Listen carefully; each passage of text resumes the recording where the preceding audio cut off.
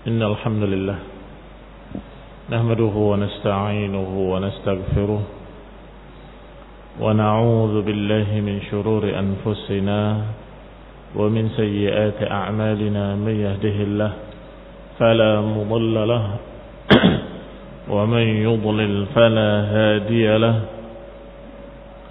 وأشهد أن لا إله إلا الله وحده لا شريك له، وأشهد أن محمدا عبده ورسوله صلى الله عليه وعلى آله وأصحابه والتابعين وتابع التابعين ومن تبعهم بإحسان إلى يوم الدين.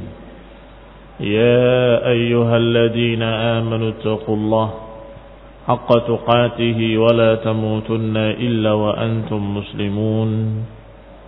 يا أيها الناس اتقوا ربكم الذي خلقكم من نفس واحدة وخلق منها زوجها وبث منهما رجالا كثيرا ونساء،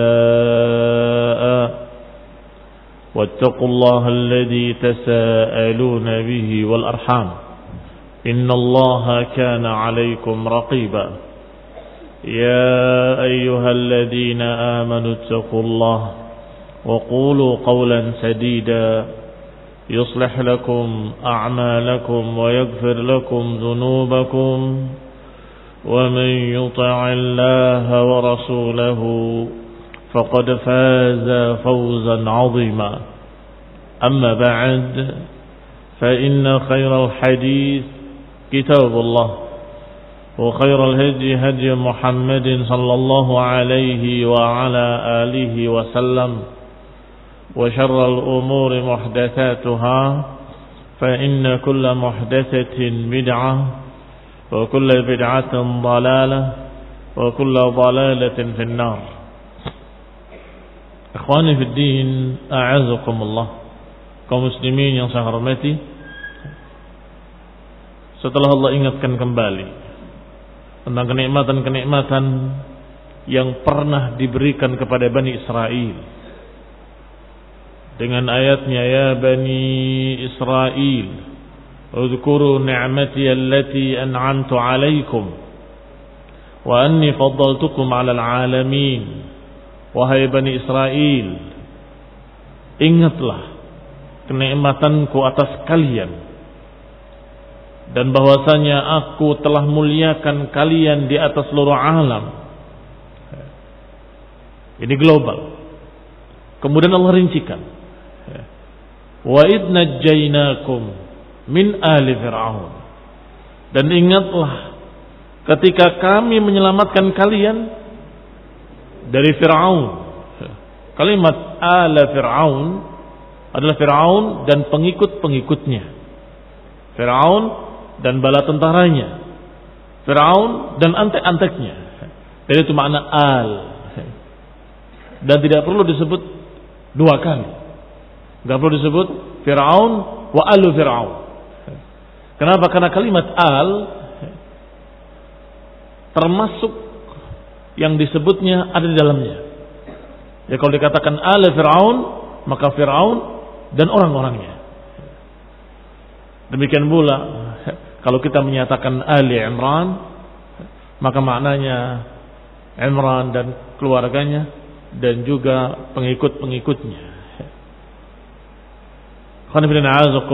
Dan ini yang lebih sahih, sehingga tidak perlu disebut dua kali. Sama saja maknanya Allahumma salli ala Muhammad wa ala ali Muhammad dengan langsung Allahumma salli ala ali Muhammad sallallahu alaihi wasallam, maka kedua-duanya bermakna sama. Karena kalimat ya Allah berikan salawat pada ali Muhammad maknanya pada Rasulullah SAW dan pengikut-pengikutnya. Barakallahu fikum. Maka dikatakan dengan kalimat ali Fir'aun, ini Fir'aun dan juga pengikut-pengikutnya, dan sebagai pelajaran juga bahwa ternyata al tidak hanya keluarganya. Sering diterjemahkan dengan keluarga, ternyata maknanya dan pengikut-pengikutnya, termasuk al Fir'aun, bukan hanya keluarga Fir'aun, tetapi maknanya adalah seluruh pengikut-pengikutnya, seluruh pasukannya dan bala tentaranya. Dan ingatlah kenikmatanku atas kalian, wahai Bani Israel, yaitu ketika kami selamatkan kalian dari Fir'aun dan bala tentaranya, yang mereka yasumunakum su'al adab. Disebutkan oleh Syekh Sa'di dalam tafsirnya, hadza syuru'u fi i'tidad ni'amihi ala Bani Israel. Ini berarti sudah masuk ke dalam rincian kenikmatan-kenikmatan yang pernah Allah berikan kepada Bani Israel. Syuru' yani syar'a fi, masuk pada satu pembicaraan, yaitu i'tidad ni'amihi, menyebutkan satu persatu kenikmatan-kenikmatannya atas Bani Israel ala wajhi tafsir, dengan cara rinci. Maka dimulai oleh Allah SWT dengan yang pertama, wa idh najjaynakum min ali fir'aun, dan ingatlah ketika kami selamatkan kalian dari Fir'aun dan pengikut-pengikutnya. Min Fir'aun wa malaihi, dari Fir'aun dan orang-orangnya dan pengikut-pengikutnya, wa junudihi, dan bala tentaranya, wa kanu qabla dzalik, dan mereka sebelum itu, sebelum Allah selamatkan Bani Israel, mereka Fir'aun dan bala tentaranya yasumunakum su'al adab. Apa makna yasumunakum? Ayyuallunakum wa yasta'milunakum, yakni menimpakan pada kalian dan mempekerjakan kalian, diperbudak, diinjak-injak martabatnya, dipaksa untuk bekerja melayani mereka. Su'al adab, dan itu sejelek-jelek adab. Yani ashaddahu bi an kanu yudabbihuna abna'akum wa yastahyuna nisa'akum, yaitu sejelek-jelek adab, sedahsyat-dahsyatnya, yaitu bagaimana mereka menyembelih anak-anak laki-laki kalian, wahai Bani Israel. Khasyatan numuwikum, karena khawatir berkembangnya jumlah kalian, karena khawatir popularitasnya semakin banyak, atau populasinya semakin banyak. Wa yastahyuna nisa'akum, dan membiarkan hidup wanita-wanita kalian, yakni tidak dibunuh, yang perempuan-perempuan, yang wanita tidak dibunuh. Fa antum baina qatilin wa mudallalin bil a'mal syaqqah, maka kalian wahai Bani Israel menjadi orang-orang yang selalu dalam keadaan imma dibunuh wa imma disiksa, atau mudallal, direndahkan, dihinakan, diperbudak, bil a'mali syaqqah, dengan pekerjaan-pekerjaan yang berat. Bahkan bukan hanya berat, kasar. Bahkan bukan hanya kasar, pekerjaan yang menjijikkan, yang merendahkan, yang menghinakan, itu bagian mereka, Bani Israel. Sedangkan Fir'aun dan bala tentaranya dari Qibti, dari Qibti. Apa maknanya yudabbihuna abna'akum wa yastahyuna nisa'akum? Dimulai sejak Fir'aun mimpi, dalam tidurnya melihat, la'anahullah, semoga Allah melaknat Fir'aun, melihat mimpi yang dahsyat, yang menakutkan, yaitu munculnya api, sebagaimana disebutkan dalam tafsir Ibnu Katsir rahimahullah, dari Baitul Maqdis dan masuk ke rumah-rumah semua buyutul Qibti, semua rumah-rumah suku Qibti, sukunya Fir'aun, illa buyut Bani Israel, kecuali rumah-rumah turunan Israel, dalam keadaan tidak terkena api tersebut, tidak terbakar.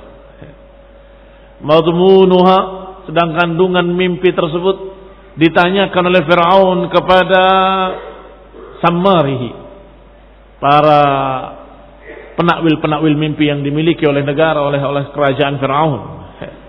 Maka jawaban mereka, bi anna bani Israil yatawaqqa'una khuruj rajulin minhum yakunu lahum bihi dulatan wa rif'ah, bahwasanya dari suku Israel akan muncul nanti seseorang yang akan mengalahkan engkau wahai Fir'aun, yang akan menjadi kuat, yang akan menjadi seorang yang memiliki dulatan wa rif'atan, memiliki dulah wa rif'ah, kekuasaan dan kekuatan dan ketinggian, dan akan dikalahkan Fir'aun dan semua anak buahnya. Wa hakadha jaa fi haditsil futun. Demikianlah datang dalam kisah-kisah tentang fitnah yang terjadi ketika itu. Maka Fir'aun memutuskan keputusan, na'udzubillah, keputusan yang zalim sezalim-zalimnya. Tidak ada satu orang pun laki-laki dari Bani Israel kecuali harus dibunuh. Dan tidaklah lahir seorang anak laki-laki kecuali harus dibunuh. Maka setiap anak laki-laki harus dibunuh. Demikianlah yang Allah katakan, yudabbihuna abna'akum wa yastahyuna nisa'akum, membunuh anak-anak laki-laki kalian dan membiarkan hidup wanita-wanita kalian. Dan bukan hidup terhormat, tetapi untuk dihinakan. Maka baina qatilin wa mudallalin, maka Israel atau Bani Israel, kaum Yahudi ketika itu antara dua kemungkinan, imma qatil wa imma mudallal. Bisa jadi dibunuh atau dihinakan, direndahkan. Kalau laki-laki dibunuh, kalau perempuan diperbudak, dijadikan sebagai budaknya, disuruh dengan pekerjaan-pekerjaan yang berat yang menyiksa mereka. Dan perlu diketahui pula bahwa Fir'aun itu bukan namanya, tapi julukan. Semua pemimpin Mesir dijuluki dengan Fir'aun. Sehingga ada Fir'aun pertama, Fir'aun kedua, Fir'aun ketiga, semuanya dipanggil dengan julukan Fir'aun. Sebagaimana seluruh penguasa Romawi dijuluki dengan Kaisar, atau yang kemudian dalam bahasa kita Kaisar, Kaisar Romawi. Siapapun dia maka disebut Kaisar. Kaisar yang pertama, Kaisar yang kedua, Kaisar yang ketiga. Sama seperti Kisra, julukan bagi penguasa Persia, dijuluki dengan Kisra. Sedangkan Yaman dijuluki dengan Tubba. Wa qaumu Tubba. Siapa Tubba? Penguasa-penguasa Mesir, penguasa-penguasa Yaman, dijuluki dengan Tubba. Sama, itu pun bukan nama, julukan bagi semua penguasa di Yaman.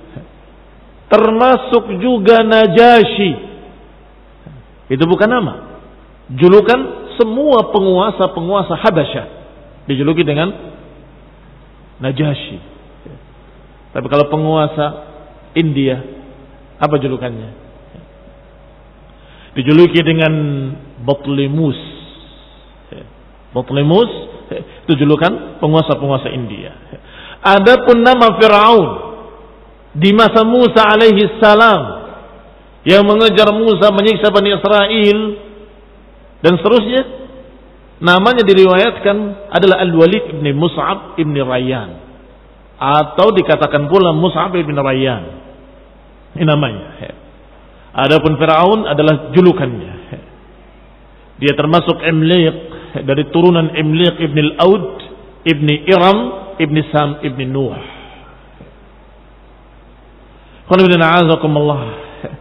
Kemudian dikatakan oleh Allah Subhanahu wa taala dalam ayat tadi bahwa mereka yasumunakum su'al adab, bahwa Fir'aun ini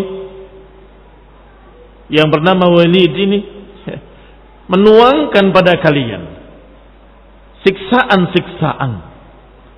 Mereka merendahkan kalian, membunuh kalian, membunuh anak laki-laki kalian, dan biarkan hidup wanita-wanita kalian.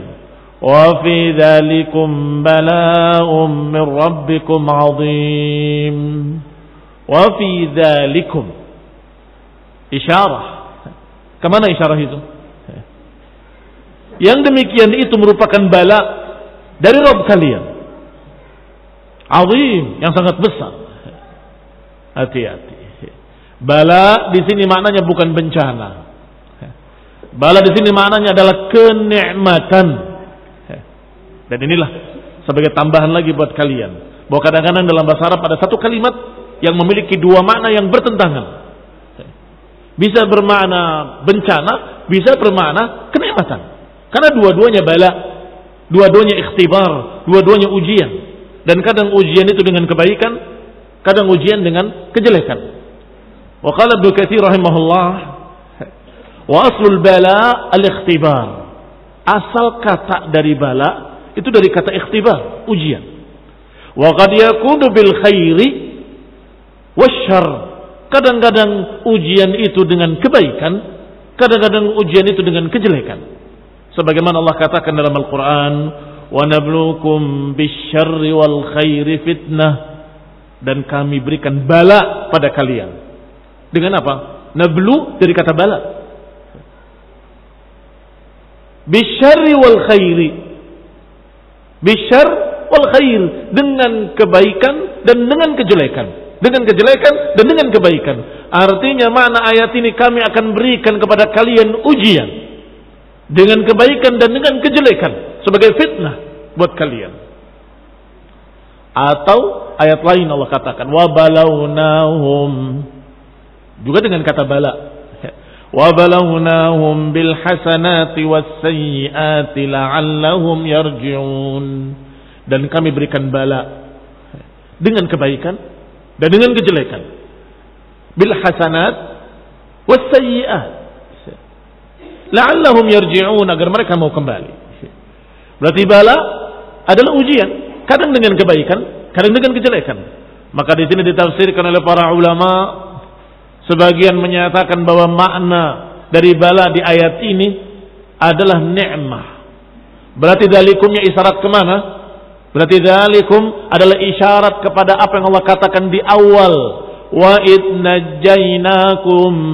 Dan ingatlah ketika kami selamatkan kalian. Dan itu merupakan bala'un min rabbikum azim. Merupakan kenikmatan yang Allah berikan pada kalian sebagai ujian yang besar. Yani nikmah azimah untuk kalian sebagai ujian. Atashkurun am takfurun. Sebagai ujian apakah kalian akan syukur atau kufur. Adapun Nabiullah Sulaiman alaihi salam sangat yakin kalau itu ujian dari Allah, maka dia menyatakan hadza min fadli rabbi liyabluwani aashkur am akfur.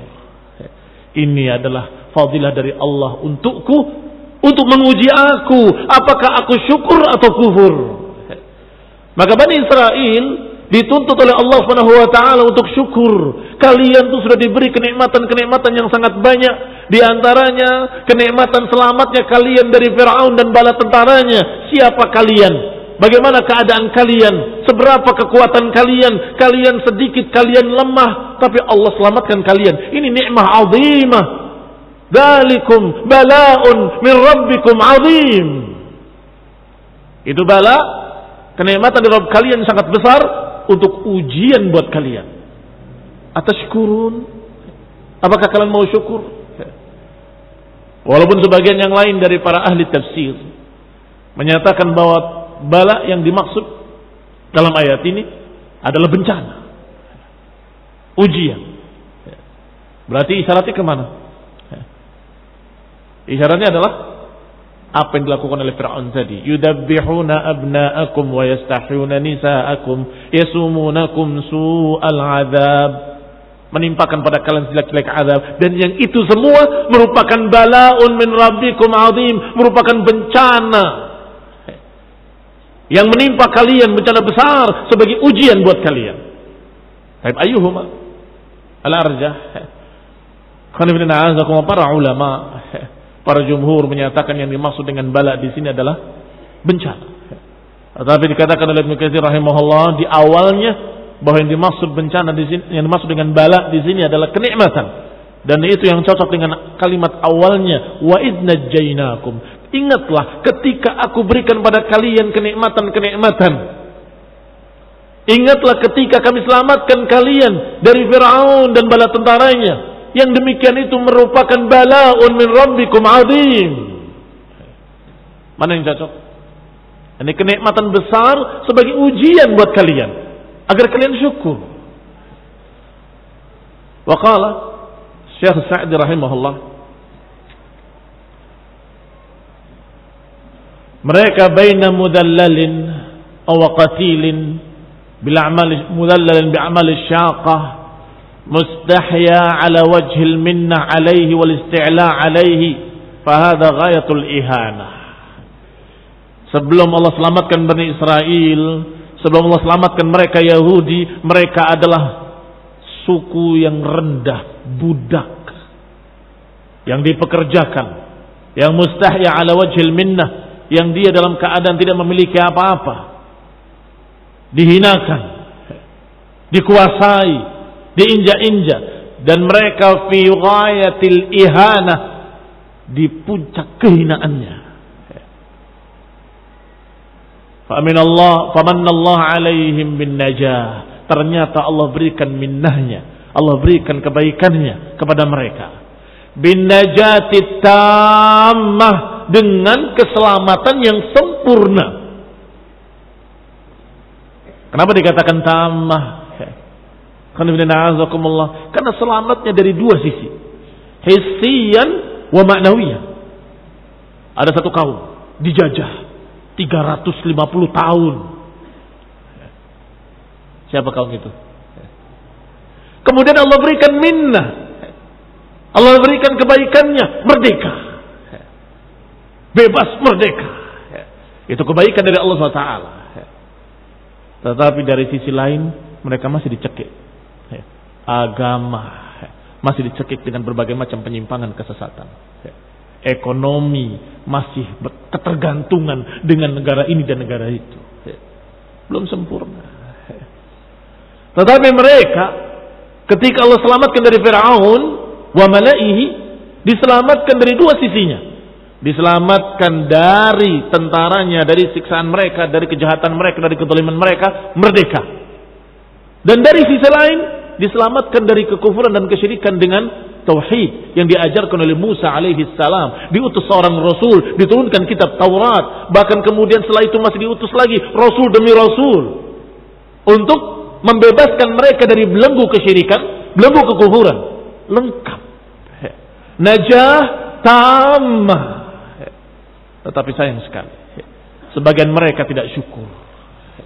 Sebagian besar mereka bahkan tidak syukur dan tidak berpegang dengan kitab Taurat dan tidak berpegang dengan ucapan para anbiya, ucapan Musa alaihi salam wa Isa alaihi salam yang memberitakan akan datangnya seorang rasul yang terakhir, yang begini dan begini.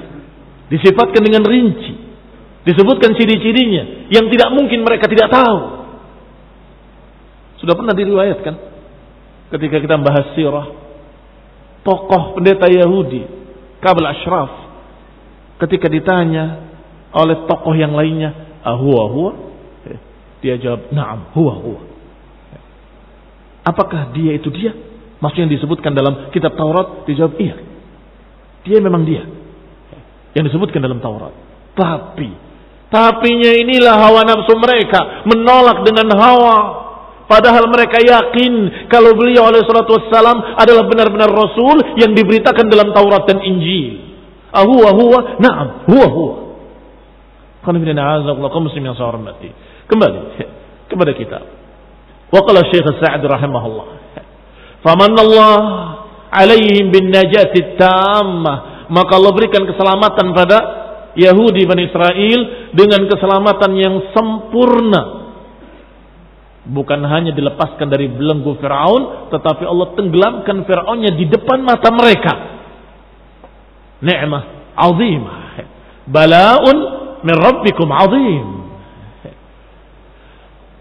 Qala ighraqu aduwihim wa hum yandurun. Allah tenggelamkan Fir'aun dan bala tentaranya, musuh-musuh mereka, musuh Bani Israel, dalam Laut Merah. Wa hum yandurun, dan mereka dalam keadaan melihat bagaimana tentara tersebut tenggelam.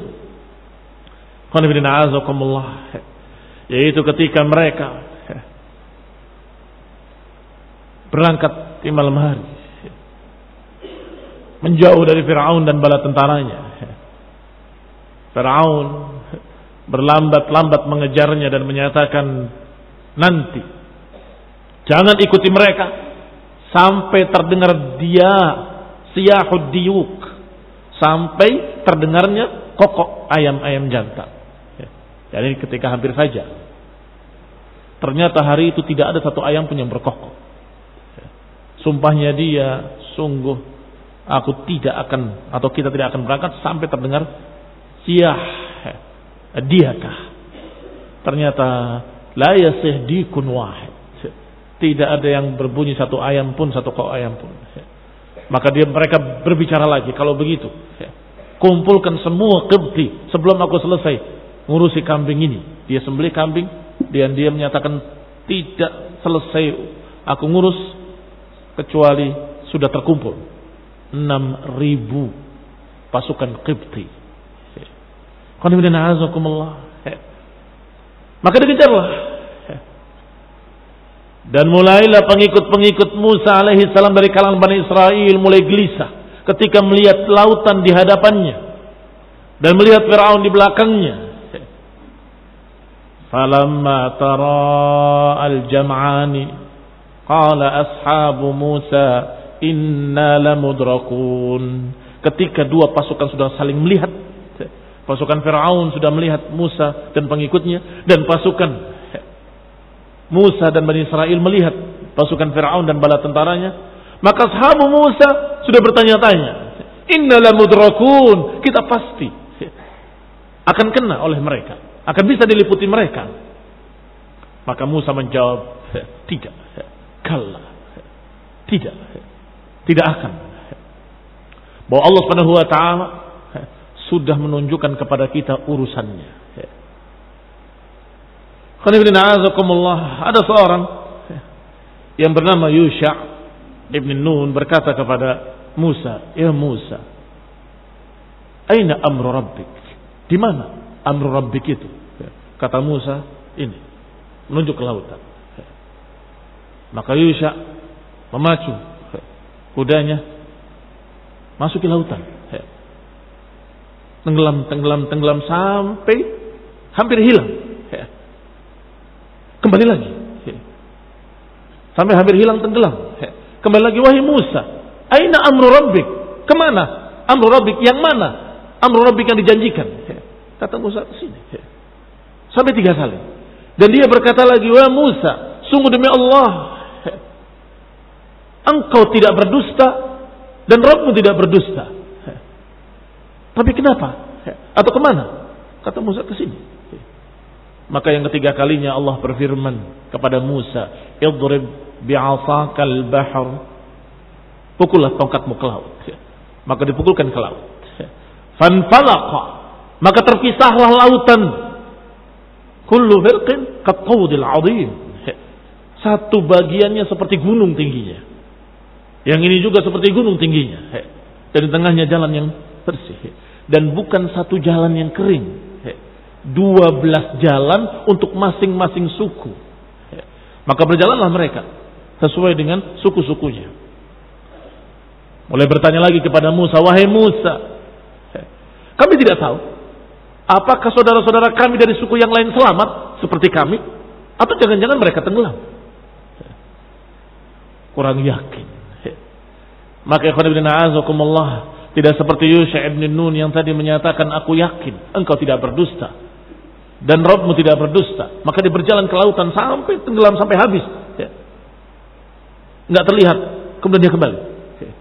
Ya Musa, apa betul kesini amru rabbik? Aina amru rabbik? Dia tunjuk lagi lautan. Sampai kemudian dipukulkan tongkatnya ke laut. Maka barulah paham yang dimaksud oleh Allah Subhanahu wa taala dan kemudian oleh Musa alaihi salam.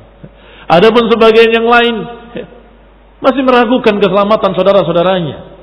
Maka Musa berdoa pada Allah Subhanahu wa taala, dijadikan semua dinding-dinding tadi yang seperti gunung dalam keadaan bening seperti kaca tembus pandang. Mereka bisa melihat saudaranya dan saudaranya. Mereka semua selamat.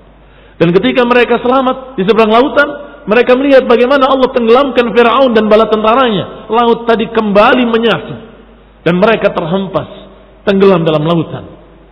Muslim yang saya hormati. Maka Allah katakan dengan kalimat wa aghraqna ala fir'aun wa antum tanzurun. Ingatlah. Berarti yang kedua sekarang. Wa id faraqna bikumul bahra fa anjaynakum wa aghraqna ala fir'aun wa antum tanzurun. Dan ingatlah ketika kami belah untuk kalian lautan.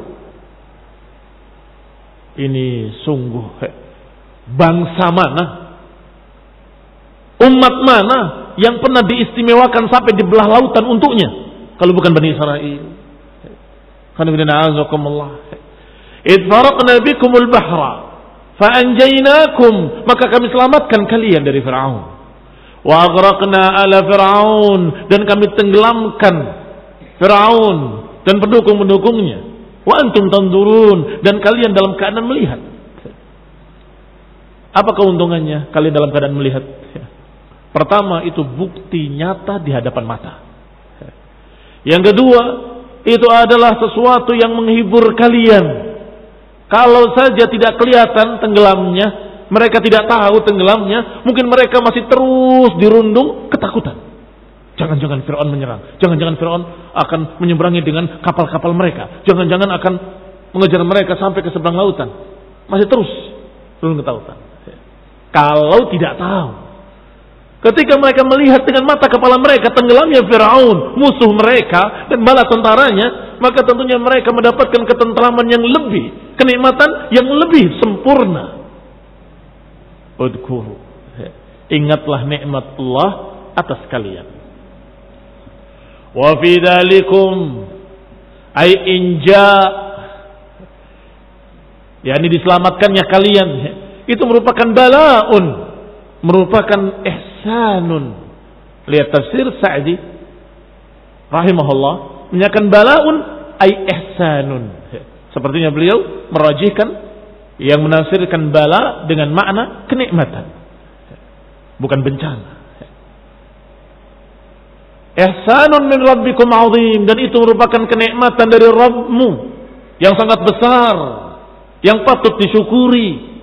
Fahadha mimma yujib alaikum syukur wal qiyam bi awamirih, dan ini tentunya mewajibkan mereka untuk syukur kepada Allah Subhanahu wa taala dan untuk menegakkan perintah-perintahnya, menjauhi larangan-larangannya, dan beriman kepada nabi-nabinya, termasuk nabi terakhir Nabi Muhammad sallallahu alaihi wa ala alihi wasallam.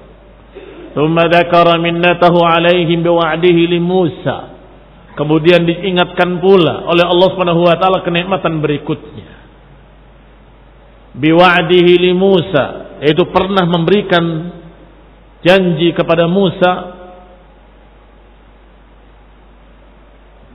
Ini pertemuan dengan Musa 40 lailatan, 40 hari atau 40 malam. Liyunzil alaihim at-Taurah al-mutadamminah lin-ni'amil 'azimah, yaitu untuk menerima Taurat yang di dalamnya terkandung kenikmatan-kenikmatan yang besar, yang tidak kalah besarnya dengan kenikmatan-kenikmatan tadi. Karena ini kenikmatan-kenikmatan yang sifatnya ma'nawi, kenikmatan ma'nawiyah, dan tentunya kenikmatan ma'nawiyah lebih tinggi daripada kenikmatan hissiyah.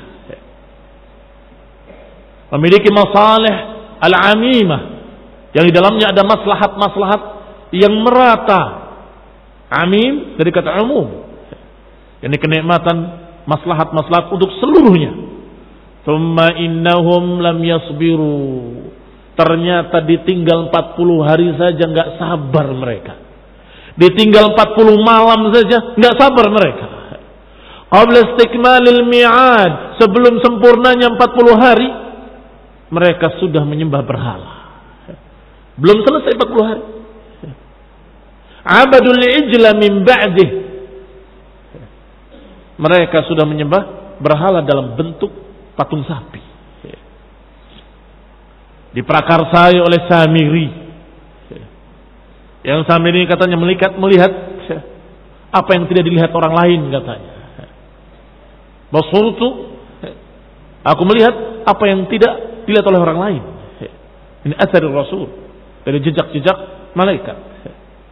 Maka dia faqabattuhu, Aku genggam, aku ambil, dan kemudian dikumpulkan semua perhiasan-perhiasan mereka, emas dan perak mereka, kemudian dilebur, dibikin satu patung sapi yang lahu khuwar, yang memiliki suara. Tidak lama, nggak sampai 40 hari, mereka sudah kembali kufur, sudah kembali berbuat kesyirikan.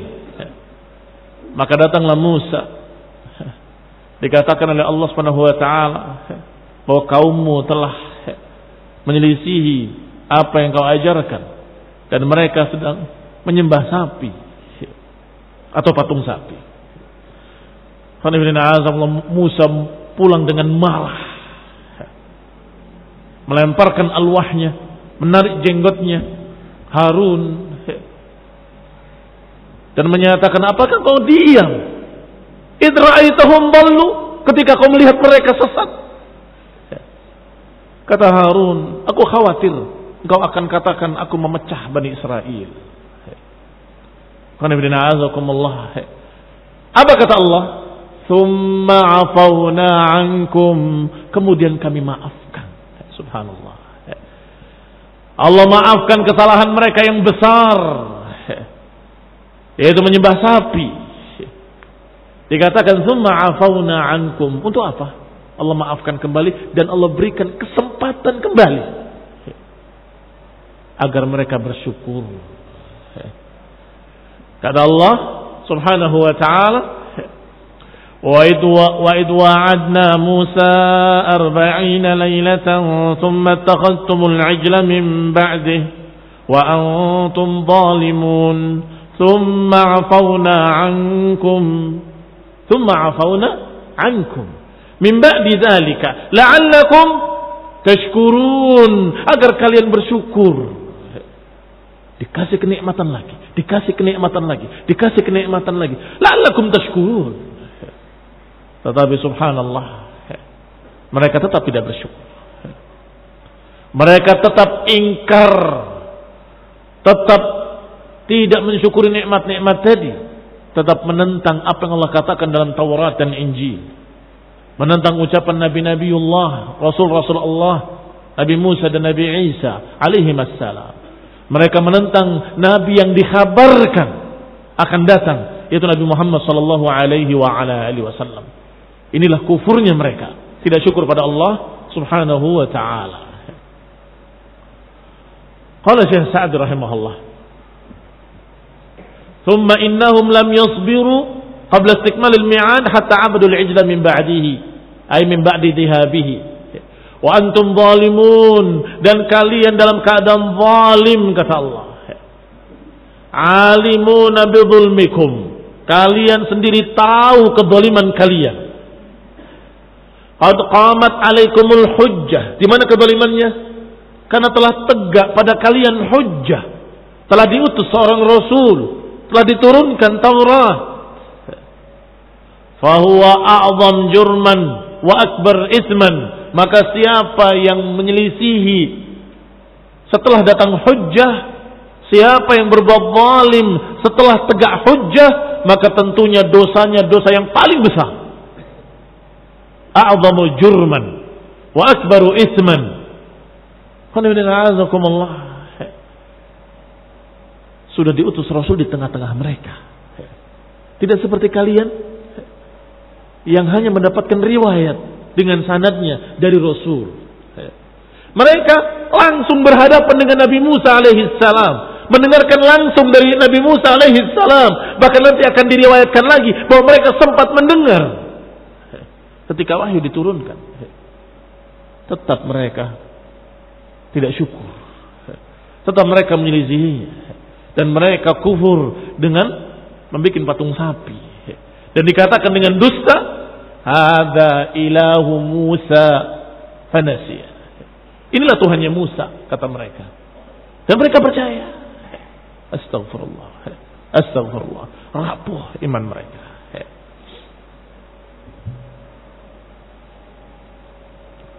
Qala thumma innahu amarakum bit-taubah. Kemudian Allah perintahkan kalian untuk taubat dari kekufurannya, dari kesyirikannya. Ala lisani nabiyhi, melalui lisan nabinya Nabi Musa alaihi salam.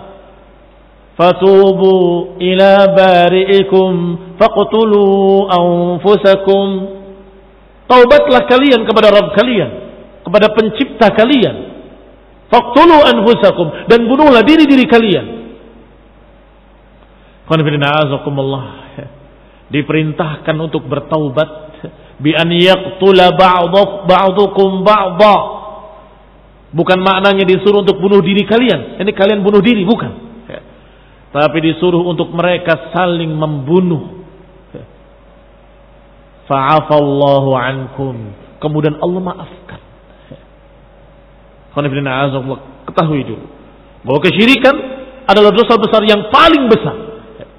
Lebih besar lagi kalau dilakukan oleh orang-orang yang sudah didatangi oleh seorang Rasul, seorang Nabiun Mursal. Musa alaihi salam berbicara pada mereka, membawakan wahyu dari Allah. Dan ditambah lagi, dilakukan oleh orang yang sudah diberikan kenikmatan demi kenikmatan. Sudah diselamatkan dari Fir'aun, sudah dibelahkan lautan untuk mereka, sudah diseberangkan mereka, sudah diberikan oleh Allah kenikmatan-kenikmatan. Tapi mereka menyembah sapi. Ini bukan kesalahan yang ringan. Maka taubatnya pun berat. Tubu ila bari'ikum faqtulu anfusakum. Taubatlah kalian kepada pencipta kalian yang mengadakan kalian, dan bunuhlah diri-diri kalian. Yani hendaklah kalian saling membunuh. Disebutkan oleh Ibnu Katsir rahimahullah secara rinci. Dalam babnya nanti akan lewat insyaallah. Bahwa mereka memegang senjata-senjata mereka, tapi mereka tidak mampu untuk melakukannya. Melihat ke kanan dan ke kiri orang-orang yang dikenali, saudaranya, adiknya, kakaknya, ibunya atau bapaknya, atau familinya, atau kerabatnya, atau temannya, atau sahabatnya. Tidak bisa.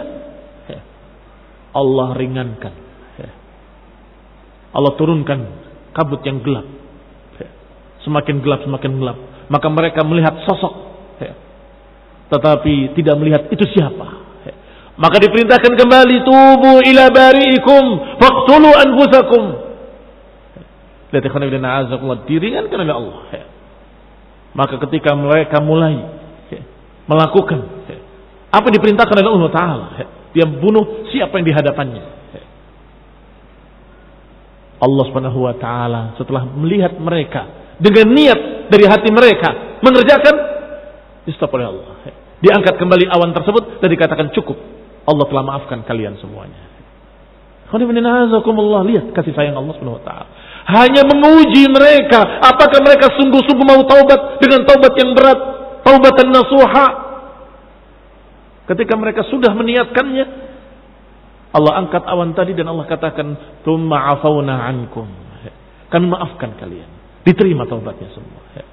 Afala tashkurun? Apakah kalian tidak syukur? Sungguh banyak kisah-kisah unik pada Bani Israel, dan banyak pelajaran yang bisa diambil untuk kita kaum muslimin, sehingga tidak heran kalau paling banyak kisah dalam Al-Quran adalah kisah Musa dan Bani Israel. Muslim yang saya hormati. Thumma afawna ankum. Untuk apa Allah maafkan mereka? Qala la'allakum tashkurun, agar kalian mau syukur. Yang namanya syukur di samping ucapan alhamdulillah, segala puji bagi Allah, juga melaksanakan perintahnya dan menjauhi larangannya. Sebagai syukur adalah taat kepada Allah Subhanahu wa Ta'ala. Sebagai tanda syukur, terima berita-beritanya, percaya dengan apa yang Allah katakan akan datang seorang nabi, dan percaya dengan apa yang dikatakan oleh Rasulnya akan datang setelahku seorang nabi.